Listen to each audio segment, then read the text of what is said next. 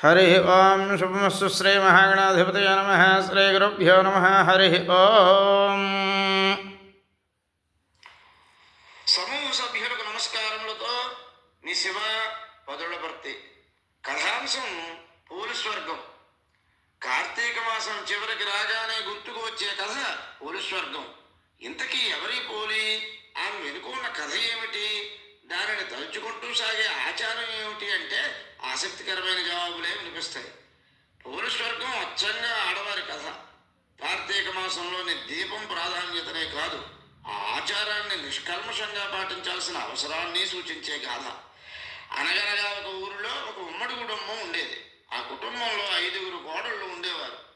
వారందరిలోకి చిన్న కోడలైన పోలికి చిన్నప్పటి నుంచే పూజలన్నా వ్రతాలన్నా మహా ఆసక్తి. కానీ అదే ఆసక్తి ఆమె అత్తగారికి కంటగింపుగా ఉండేది. తనంతటి భక్తురాలు వేరొకరు లేరని ఆ అత్తగారి నమ్మకం. ఆచారాలను పాటించే హక్కు ఆమెకే ఉందన్నది ఆమె అహంభావం. అందుకే కార్తీక మాసం రాగానే చిన్న కోడలు కాదని మిగతా కోడళ్లను తీసుకుని నదికి బయలుదేరేది.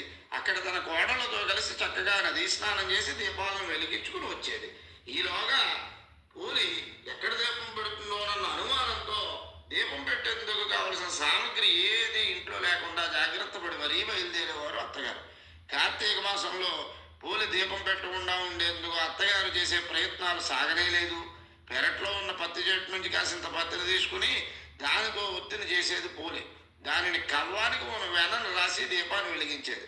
ఆ దీపం కూడా ఎవరికీ కనిపించకుండా ఉండేందుకు దాని మీద పెద్ద బుట్టలు బోర్లించేది.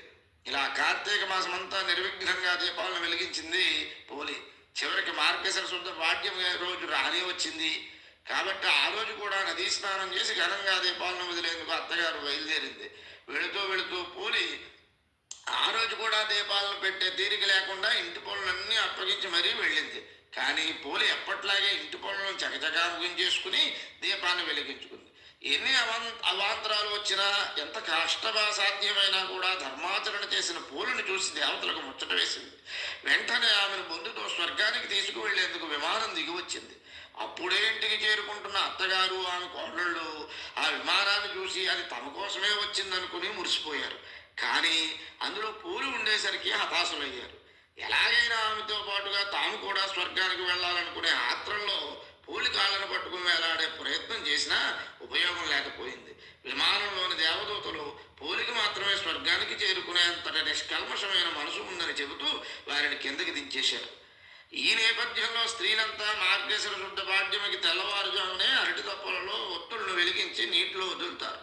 నగర జీవితంలో మనకు దగ్గరలో చెరువులు, నదులు అందుబాటులో లేకపోతే కొందరు పెద్ద పెద్ద పళ్ళాల్లో, టబ్బుల్లో ఈ దీపాలను వదిలేలా ఆచారం రూపాంతరము చెందింది. ఇలా వదిలిన అరటి దీపాలను చూసుకుంటూ పోలిని తలుచుకుంటారు.